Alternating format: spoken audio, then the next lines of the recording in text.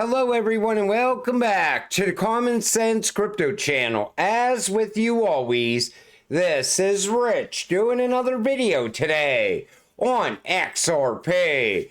So I hope you're all having a wonderful day today wherever you are in this great world. We're gonna talk about XRP. I'm gonna talk about a few other things that are going around the crypto space as well. This comes from Zombie Wallet. In case you missed it, over 9 hours of hands-on narrated XRP ledger education walking you through everything that the XRP ledger has to offer. 48 videos later, you will be an expert on all things XRP from beginner fundamentals to advanced features. If you want to learn more about the XRP ledger, Zombie Wallet has hours and hours of video that teaches you the ins and outs of the XRP ledger. This comes from Wrath of Common. This deck on tokenization, real-world assets from the Inter-American Development Bank lists the XRP use between Japan, Philippines, Vietnam, and Indonesia, which is weird. Those are ODL corridors. Nothing is tokenized. These have been straight fiat/crypto swaps. So many of these reports are just off. But I think it could be because they're starting to tokenize transactions and deposits. And maybe they're going to start tokenizing remittances as well. Who really knows where this is going still? But this entire report that they put out, I mean, it is just massive. I read through some of it. The one thing I like is that they show the reasons for tokenization and what can be tokenized, like real estate, supply chain management, DeFi, healthcare, agriculture, carbon markets, debt instruments and funds, cross-border payments, CBDCs, identity management, intellectual property. You know, carbon credits are still going to become a thing. It didn't go away with Donald Trump is what I'm saying. That's still building out in the background. I am not a fan of carbon credits because think about it. In the future, if you want to travel, you're going to have to offset your travel with carbon credits. And right now, they just don't know how to charge each person for that. Eventually, they will find a way. But tokenization is not going to slow down. Wait until digital trade starts to pick up. Wait until Industry 4.0 gets moving. There's so many things because we're still early yet. This is just the beginning. This is the tip of the iceberg. This is going to be so much bigger. CME, Ripple Investors, CME Ventures is the corporate venture capital and strategic investment arm of CME Group, backed by the best. Ripple is backed by globally recognized venture capital firms and strategic investors experienced in the space of bold vision and future opportunity. It's just like what got you to this space. Vision. Every one of us had it as XRP holders. We could see where XRP was going years ago. You know, back then, it was all speculation. People had no idea where we would be in 2025. Now, it looks like the entire new financial system is coming together in real time right in front of us on a daily basis. But even these venture capital firms and strategic investors, they have vision as well. They see what can happen by utilizing RippleNet and XRP. That's why they're going big on it. No, thank you. I want to stay poor. Less than 1% of the global population holds XRP. That's the same thing you see when you're talking to family members or friends about getting invested into XRP. You're like, why don't you just put in a couple $100 at least? And they're like, no, I think I'm going to do something else with my money. Crypto just isn't for me. Maybe I don't see what you see. But I look at it as something that's going to disappear at some point. And you're like, why would you not get invested now? It's a once in a lifetime opportunity. But that's exactly what I see when I'm talking to people. And Scott Bessent says, what I've been talking about is re-privatizing the economy. So on one side, we're going to be bringing down government spending. On the other side, we have a substantial financial deregulatory agenda coming. Take a listen. What I've been talking about is reprivatizing the economy. So on one side, we're going to be bringing down government spending, which has been crowding out the private sector. We're also going to be shedding excess labor on the government side. Then on the other side, we have a substantial financial deregulatory agenda coming from, we put a lot of new regulators in place so the private sector can re-leverage, and we're putting a special focus on community banks, small regional banks, which were very near what I would call an extinction event in the next 4 or 5 years. So the idea is to get them lending again too.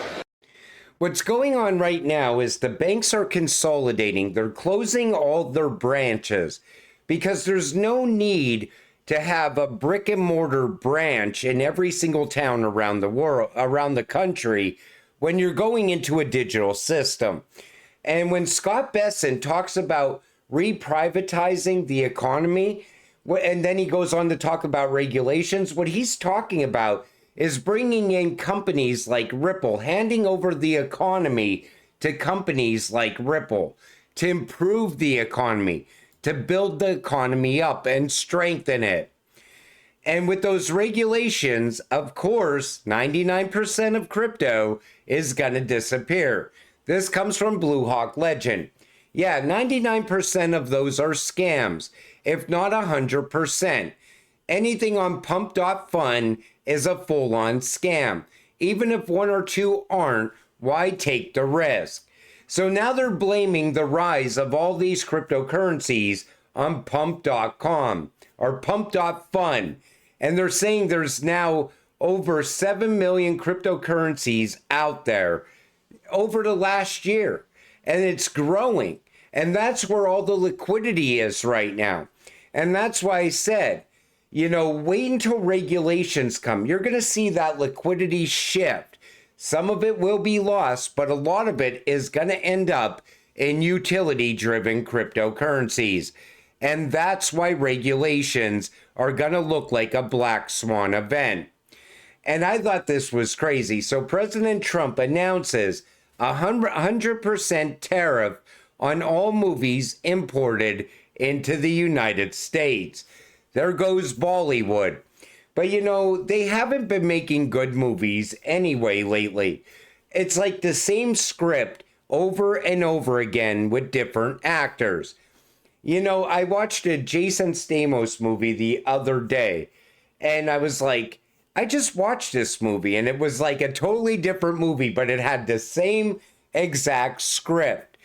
And they need new ideas in Hollywood as well. You know, a lot of it is just remakes of the past, and that's why I really haven't watched anything recently. I usually watch a lot of movies around Halloween. I'm just a horror movie fan, and that's why I can't wait for Halloween to show up every year, because at least then you know what you're getting. But every once in a while, 1 or 2 good movies comes along that you just gotta see, but they're few and far in between. So if the tariffs bring the movie industry back to the United States, hopefully they bring a lot of fresh ideas with them. Franklin Templeton's Greg Scanlon. It doesn't have an L1 that can support an ecosystem at scale. He's talking about Bitcoin. Take a listen. In this era, what happens with Bitcoin as an asset? Today, it is 60% of crypto's value is Bitcoin. So what happens with in an era where you have large-scale asset tokenization takes place? What is the role of Bitcoin in that universe? It's a great question. And I think also your point of institutions moving from an era of proof of concepts, which I think dominated from 2016 through 2019, we have moved on to that, to where today you do see commercial grade products. And Bitcoin as collateral is moving in this direction as well. And so a part of our view internally is Bitcoin has won the first product market fit of crypto, which is as an alternative to fiat stores of value. There's no doubt about this, right? It's the number one market value. It's got the best branding in the world. What doesn't it have around it? It doesn't have an L1 that can support an ecosystem at scale, right? If you own Bitcoin, you need to have a certain amount of value that you're willing to transact in. Otherwise, it doesn't necessarily make sense for you to create that transaction or execute it. And so when we think about Bitcoin as collateral, and certainly as we have conversations with regulated institutions who now own it on behalf of clients, and those clients want the most efficient underlying asset that they can possibly own. That's going to be the biggest problem. When you have clients that want something that's actually going to solve a problem, the money's going to shift. And what he said in a very nice way is that you're never going to see adoption for Bitcoin. No matter how they try to spin it, you're never going to get adoption. It cannot scale. 7 transactions per second are not going to cut it in a world that's going full on digital. And now they're trying to brand it as collateral. And that's only going to go so far as well. You remember when the DTCC gave the ETFs 100% haircut? That was when they were saying, listen, these ETFs, you're not going to borrow against them. We're not seeing any value in them. So go ahead and hold them if you want, but they're never going to become part of the system. It would be bad if these guys were this clueless. It's actually even worse because they are intentionally misleading to protect Bitcoin. This has been going on for a decade. Grown men will weep, and here's 2 of them. This comes from Digital Asset Investor.